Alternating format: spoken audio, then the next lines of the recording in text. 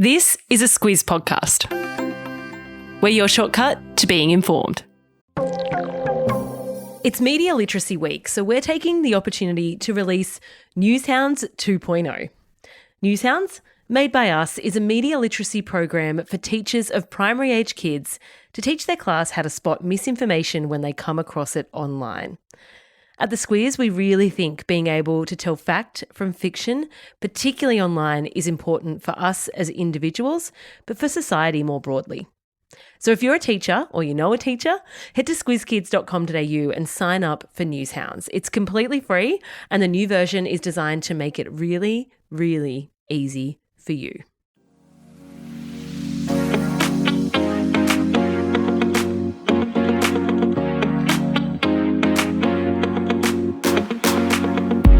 The weekly wrap is the week in news and what's coming up. I'm Kate Watson. And I'm Claire Kimball. A big development in the Menendez brother saga, if you're following that one.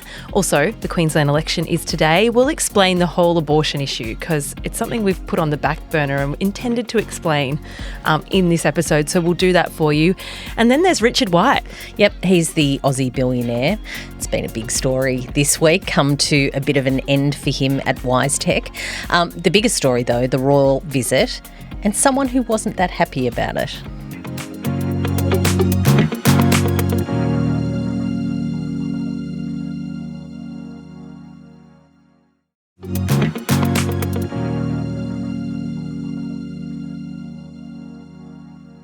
We're going to kick off the podcast a little differently today. The most clicked link out of our Squiz Today newsletter this week was overwhelmingly about what the best chocolate is. It's a hot topic of debate. Well, I can understand that. It's a very serious topic. It's a very serious issue. People take their chocolate very seriously. I have views. You have strong views. You have views? I do. Like, I'm not a chocolate fiend. I have many food faults. Chocolate is not one of them. It's sad for you. Because you can't have chocolate with peanuts in it. Yeah, that's Which true. is some of the best chocolate. It is some of the best chocolate. I can do a good roasted almond. That's okay. You can do that. Okay, Yeah. that is a good chocolate. Anyway, the point being, our producer would like us to do a taste test. Yeah. She set up a taste test for us live in the studio. We are going to try and pick what the number one chocolate was as per this article, which I think was a collation of journalists who did a test? Yeah, or so was it like something more scientific? Oh, than no, that? not particularly scientific. The Guardian does these wonderful taste tests. Probably some of my favourites have been in the potato chip category. Of course. However, we're into milk chocolate from Okay. The Guardian this week. So they absolutely have their number one. Let's give that, or we don't know what the number one is. So we've got three options in front of us. The winner, one of the bottom ones, and something in the middle. Okay, so should we start with, we'll eat the one at the same time? Yep, start with number one. We don't know what that one is. They're all chopped up. I don't know about like chewing noises on a podcast. I don't know about that. It's new for us. All right, got that one. It's definitely Cadbury. Number one's Cadbury. Yeah, that's dairy milk. That's sure. Cadbury Dairy Milk. Okay. All right. Delicious. Also, just have a sip of my coffee. Drinking noises, even more of a turn off. I'm on to number two. Oh, maybe that's Cadbury Dairy Milk. That's quite nice, actually, isn't it? Maybe I was sure they all taste like Cadbury. Yeah, that tastes a lot like Cadbury. I still think number one was. Yeah, I feel like Dairy that's milk. a cheapo one, that second one. Okay, that's quite nice though.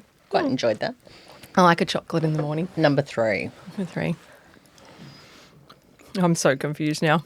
That's a nice one too. It's almost got like a minty kind of Yeah. flavour to it. Yeah, but I don't like it. But I think it's probably going to be the best one. Now you eat Aldi. I love Aldi chocolate, but I have Which one is it? I don't know. Oh, okay. Well, that's a problem. Okay, They're actually all very similar. Consensus agreement is that when you don't know what you're eating, they all taste the same. I think number one was dairy milk. I think it was too. The other two, I'm not sure. All right, Annalise. So number 3 was Aldi chocolate, Yeah. your favourite. Okay. Yeah. Number 2 was Tony's, which was in the Yeah, the number two tasted a little bit average. I haven't tried Tony's before. So the outcome, regardless of all of this, is that Aldi chocolate is apparently the best chocolate. Also, I think one of the cheapest. Yes, and dairy milk was down the bottom. Oh. Actually, like that really upsets me because I do like Cadbury Dairy Milk. Yeah, and I really liked it during that taste test. There you go. There you go. Anyway, if you want to try it for yourself, that's a fun little activity to do at home. I've actually done that game with wine, which was, just, as you can imagine, a lot more fun. Full glasses only. Yeah, it was about an argument with my husband about price points. Okay. And why I needed to buy wine that was $30 a bottle because he thinks it tastes the same as a $10 bottle, and I disagreed. And Sam's a bit of an evidence-based guy, so you needed to do that for sure. All I can say is it got more difficult the more wine you drank. On to the biggest story of the week. It was King Charles and Queen Camilla's visit to Sydney and Canberra that really led the news this week. For a couple in their 70s, Claire, they pushed through, didn't they? They did a fair bit. It was an action-packed Monday and Tuesday, that's for sure. So in Canberra, there was a ceremony honouring fallen Australians at the Australian War Memorial, a visit to the National Botanic Gardens. It was the visit, though, to Parliament House that really got international headlines. That, of course, was down to that outburst by the Indigenous Senator Lidia Thorpe. Some listening this will be the first time they've heard of Lidia Thorpe. What happened was that reception was at the Great Hall. If you've been to Parliament House, you've probably been in the Great Hall. It's just through the Marble Hall entrance. It has a huge tapestry at one end. It's like a really big space, and noise really carries, particularly in this instance. Noise really does carry. So first of all, it just bears saying that she's an independent senator from Victoria. She was a Green and she split with the Greens over the Green stance on the voice referendum. She wanted the Greens to go harder on their stance. So she now advocates for the black sovereignty movement. As Charles finished his speech on Monday at the reception, she approached the stage and she was yelling, "This is not your country." Yeah, she shouted things like, "You committed genocide, give us our land back, give us a treaty," for example. Those pictures went around the world last week. Absolutely, they did. And we knew that because when we do our news run in the afternoon, we get across all the international sites, and it was actually very prominent from America through Europe and particularly in the United Kingdom. So it went everywhere. Some were really upset about it, those people who were attending in Parliament House, but others were a bit more circumspect. I particularly liked Dick Smith's take on it. He's a guy with an opinion or two. What he said, though, is it's a wonderful part of our democracy that she's not going to be put in jail. I don't know how tongue-in-cheek that was, or I'm no, not sure. I think it was pretty genuine. Yeah. But it really just bears to say a lot of attention this week, a lot of the commentary around the Royals' visit was about that incident. Yeah, Peter Dutton, the coalition leader, called on her to resign after that outburst on Monday. He said, and this is his quote, "There's a very strong argument for somebody who doesn't believe in the system but is willing to take $250,000 a year from the system to resign on principle." Thorpe told him essentially to get nicked. Yep. The story didn't end there, though, and possibly why it became one of the biggest stories of the week was on Wednesday, Thorpe was asked about the contradiction of swearing an oath to the Queen when she entered Parliament. She insinuated that she deliberately stuffed that up when she did it. That was a sort of nudge to that. What she said is, if you listen close enough, it wasn't her heirs, Heirs, it was her hairs. So because you have to swear allegiance to the Queen's heirs. Yes, her hairs that I was giving my allegiance to. The story goes on. This raises questions about her eligibility to be in Parliament because I guess the insinuation there is that, to use the word insinuation twice, is that if you don't take the oath properly, can you actually be in Parliament? This seemed to scare Lidia Thorpe a little bit. She backtracked quite a bit from that. She said her mispronunciation was a mistake. The coalition aren't letting up, though. No, they're really not. So they want the Senate to take a look at her validity to sit in the Parliament. We're kind of in uncharted waters here. I don't know that anyone in the past... It kind of reminds me of like the citizenship, the whole debacle. Kind of, except that's a very clear line on the sand. You're either eligible to sit in Parliament or not, but not taking the oath appropriately is a whole other question.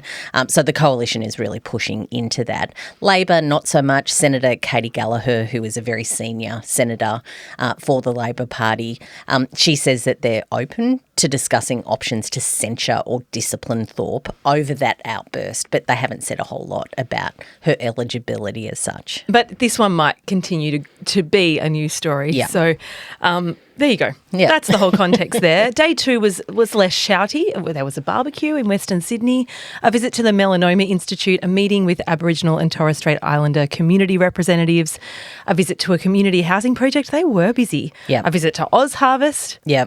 All in one day. That's before we get to Sydney Harbour, the Navy and the Opera House.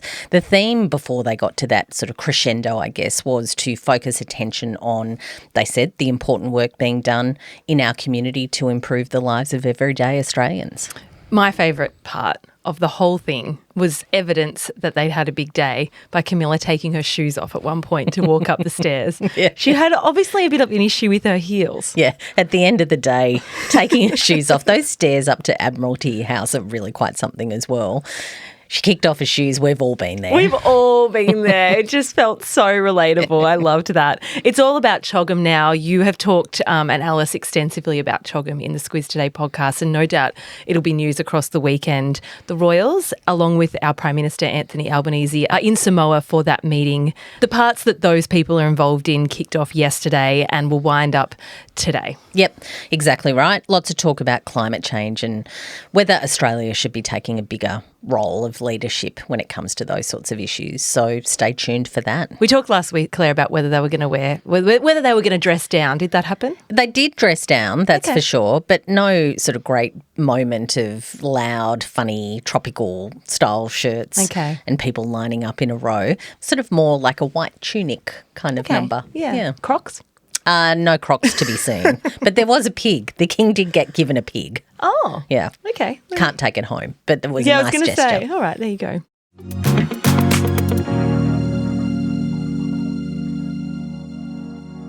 All right, the Queensland election is today, Claire. Abortion has oddly been an issue in this election.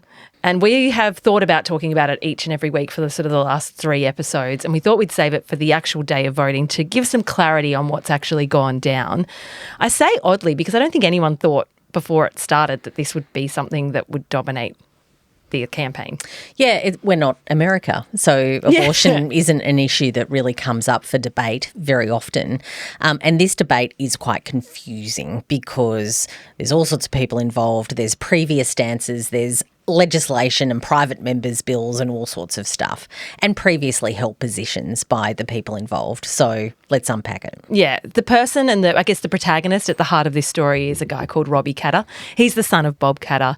He is an independent member of the Queensland Parliament. He is a very safe seat, so he will be re-elected again unless... I'll eat my shorts if he doesn't get re-elected because there's sort of no way he won't be. You heard it here first. And I think the point being that he will be part of the next Parliament makeup. Yep. And that's important to note because he was the one who suggested back in early October that after the election he wanted to introduce a bill around abortion laws.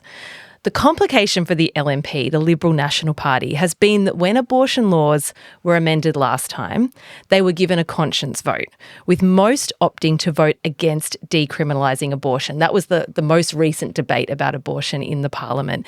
That included LNP leader David Crisafulli. Yeah, and that was quite recent too. So it was 2018 that vote on decriminalising abortion in Queensland happened. The vote passed, so abortion has been decriminalised there.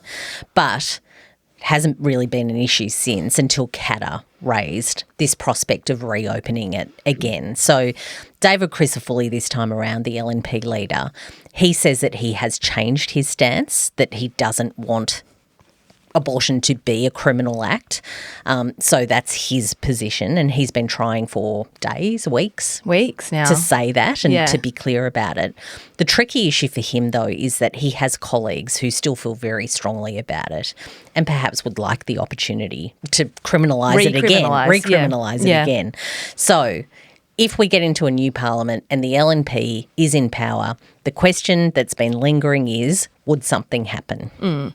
And the thing about where we are as we come to election day is this has simmered quite a lot. And this is a bit in the detail, but what's happened since is that Robbie Cat has said, actually, I don't really want to have a conversation about decriminalising abortion. What I want to have a conversation about is a private member's bill that he tried to introduce last year, which was about the fact that if you have it was about for him mandating care if it's aborted late term but still shows signs of life. So he wants to mandate that doctors need to show a duty of care. Doctors' associations around Queensland say we already need to do that. There's no point mandating it, but that's his whole thing, is he wants to have that conversation. There isn't even much evidence that's even a problem. Yeah. And there also isn't even much evidence that he would get that private member's bill up. Yeah. To begin with. Yeah, lots of ifs. Lots of ifs and buts. But it's been a big cloud over the campaign that's been very difficult to fight through because it is quite nuanced and technical in parts. We hope we've made it clear as mud for you. We've had a go. The other thing that's been a more of a late bloomer, I guess, has been the issue of free lunches. Yeah, so Stephen Miles, who's the Labor Premier there, he's announced as part of Labor policy in this campaign that state primary schools all kids there would get free lunches.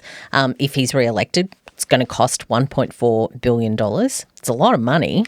It's interesting. It's not about feeding kids, really. It's about nutrition or obesity or any of those things. It's a cost of living measure. Yeah. So he says that it'll save families $1,600 a year. His opponents say, sure, but what about the $1.4 billion in taxpayer funds that you need to fund it? Finally, on this one, I always reckon it's good to have some talking points going into election night. Absolutely. We will both be tuning into the coverage.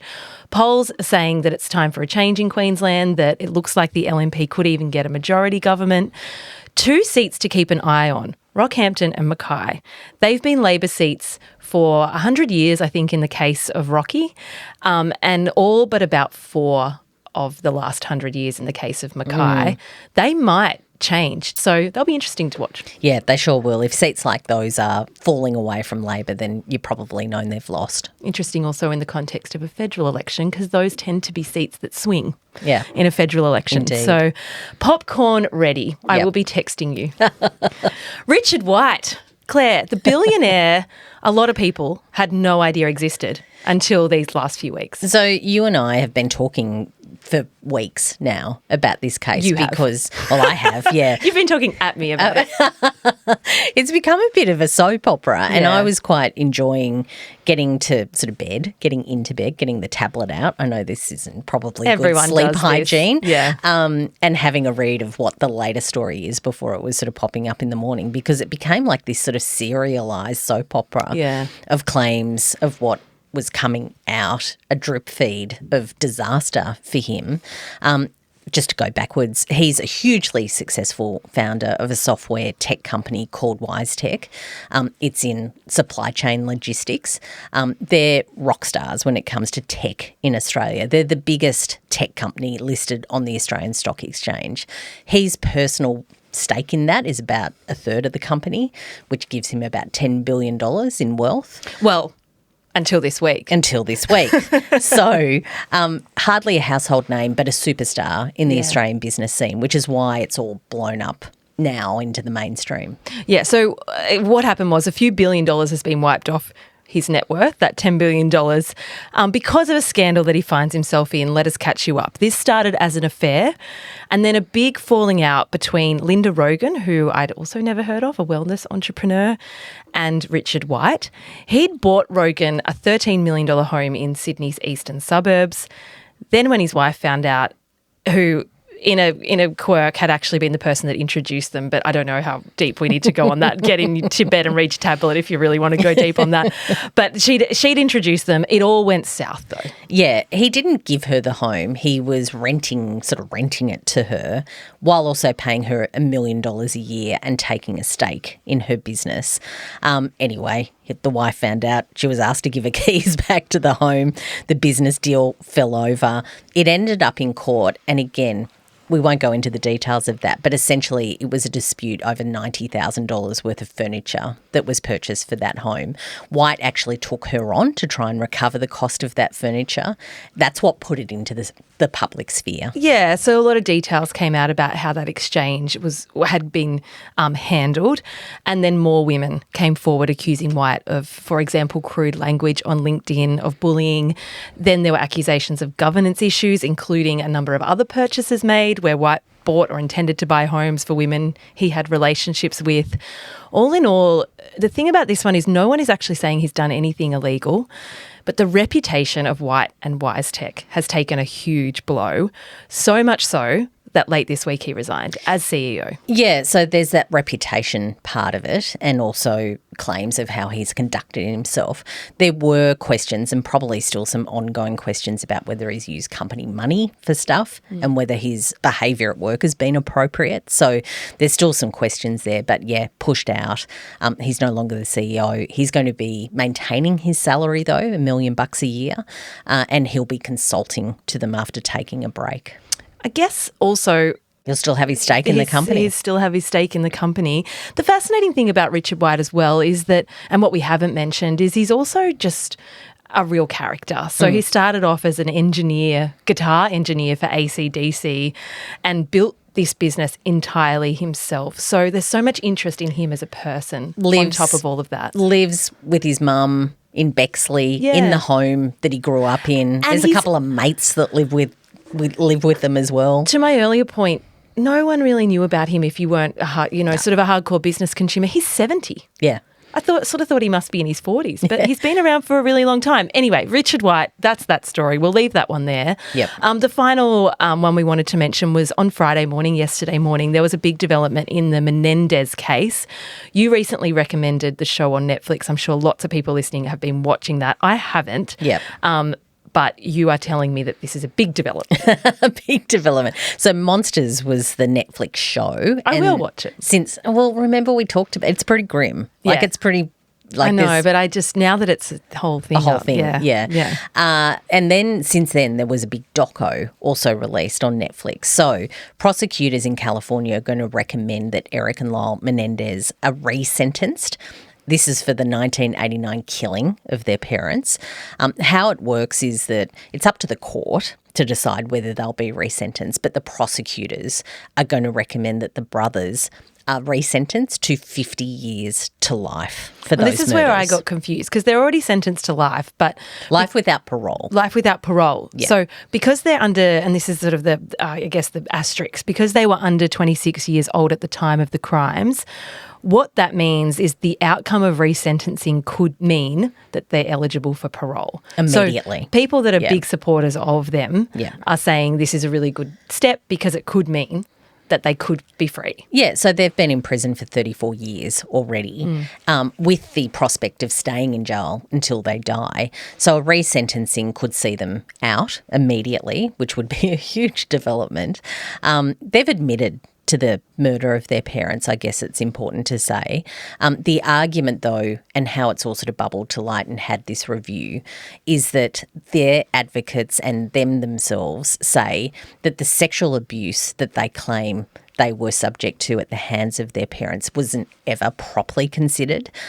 So that documentary on Netflix actually brought to light some new evidence which said that they did tell family members that they were abused before the murders. The insinuation was that they committed the murders and then they sort of concocted this story. So that's why the Attorney General says, I've seen it, I hear it, I reckon they should have another look at it. Hence why it's also captivating. Yeah. I'm hooked now. Okay. And a timeline, just if you're wondering when and where all this might happen, a timeline has yet to be set.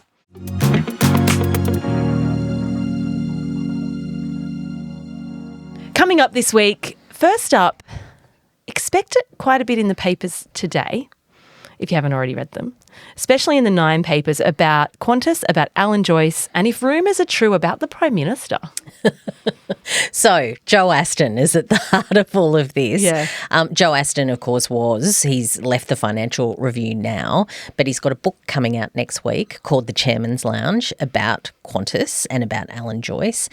If you followed that story, you'll know that Joe really was the guy who was pushing that story along a lot, and it saw ultimately Joyce leave the company a lot earlier than he was going to. That's being serialised the book across those 9 newspapers today. Yeah, so that'll be a thing. And also, we actually have Joe Weston coming on News Club next week. The interview should be out next weekend for you to listen to. For a good portion of people listening, they'll be like, who's Joe Aston? Yeah. So we'll make sure we clarify that, because you will see his name across the news a lot throughout next week. And for those of you who absolutely know who Joe Aston is, no doubt, you'll be interested to hear what he has to say about his book. As we know, he's a whole vibe. He's a whole thing. He is a whole thing. The US election, though, it's what? I'm looking at the date, 26th of October. It's like a week Saturday and a bit night, away. Sunday, Monday, 10 days Tuesday, away, not Wednesday, long. Thursday, Friday, Saturday, Sunday, Monday. So like 10 sleeps until the election. The big news across the next few days will be the fact that Donald Trump is sitting down to be interviewed by Joe Rogan, the biggest podcast in the world. Yeah, the Joe Rogan Experience is his show. As podcast people, chances are you've come across it, if not had a listen to one of his 3 or 4 hour episodes. They're marathons. I've never got through one. No. But plenty have. He's Yeah. got a huge audience, particularly of younger men. So that's a good reason as they try and track down that vote. Yeah. Both Harris and Trump are looking to get more young men on their side and voting for them. So, yeah, as to whether the Harris campaign will go on, it's still a bit of a question mark, but there's been reports that she's thinking about them. It's really interesting to me because she was on the Call Her Daddy podcast, which has a significant female audience, both of them talking to their base when it comes to the way that they're approaching podcasts, and whether Donald Trump will do Call Her Daddy and Kamala Harris will do Joe Rogan is very interesting. And I'm reminded again about the interview with Ben Smith that I did on News Club, where he said US politics is nothing like Australian politics. They've just got to firm up their base. Yeah. They've got to get out the vote. And get them out to vote. And it's just such a sort of a mind flip for us. But this interesting part too of this campaign, that podcast has been such a huge part of it. Yep. Through the week I listened to Tim Walls, who was on Smartless. Yeah, I haven't listened to that yet. Interesting enough, but they're cheerleading for him. It's gushing over him and what a great guy he is. And, you know, the former press sec in me is like, oh, Tim. Like, he's talking about how old he is and how hopeless he is and how... Really? Oh, yeah, it's quite interesting. He's clearly just a fun guy. Yeah, okay. See, and I mean, podcasts is a thing. Maybe I think let's make them a thing for the Australian election. Well, and to balance that up, JD Vance did the interview on the New York Times. Which I really enjoyed. I thought that was a really interesting interview. One of our recommendations this week, we may as well get ahead of it, is a bit of a read about the influence of podcasts and the rise of podcasts as a channel in this election. So I feel like a lot of people listening will be interested to read that. We'll put a link to that in your episode notes.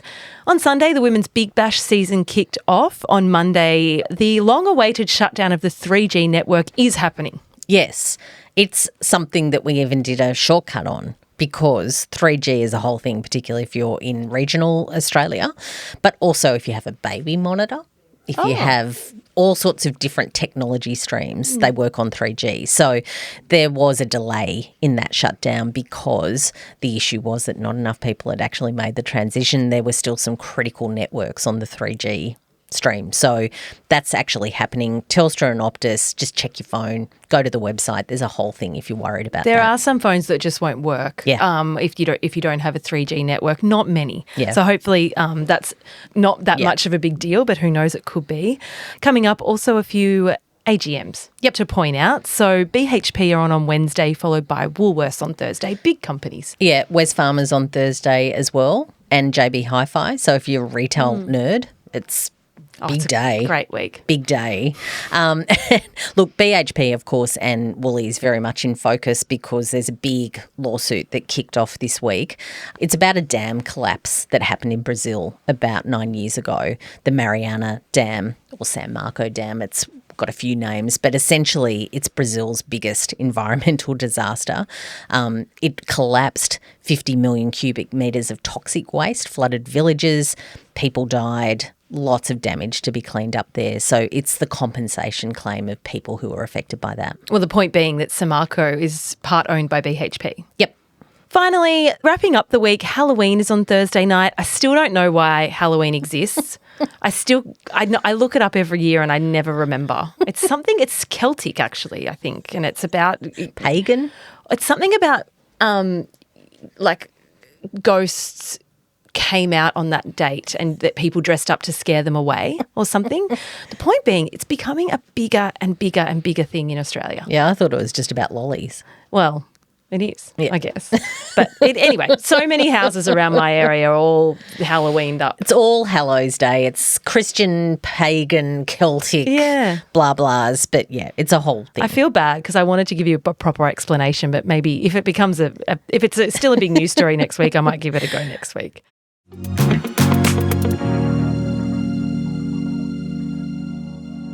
Squiz recommends, we've already recommended that article about podcasting and the influence it's having on the US election. What was that, a New York Times or it was a Wall Street, Washington Post? Wasn't it Guardian?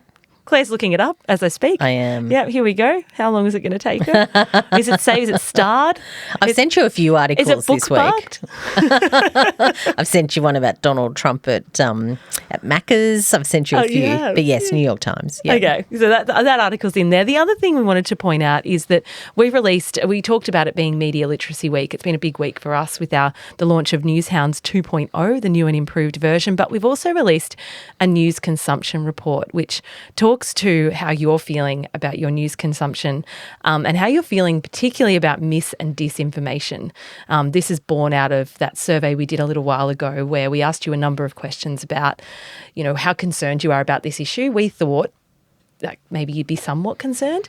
I think it was something like, I can't remember the stat now, but it's definitely in the 90%. 96% of you said teaching the next generation of news consumers is a critical issue. 90% said mis and disinformation really concerns you. So really encouraging that you are concerned about this problem. It is encouraging just from a broader perspective. I think we all should be a bit wary and worried about that, but really encouraging for us because, of course, we're putting a lot of effort into helping the next generation of kids become critical consumers of news and media and information, and it's something that we're very passionate about. So it's really great to know that our audience thinks the same and that hopefully we can help them too.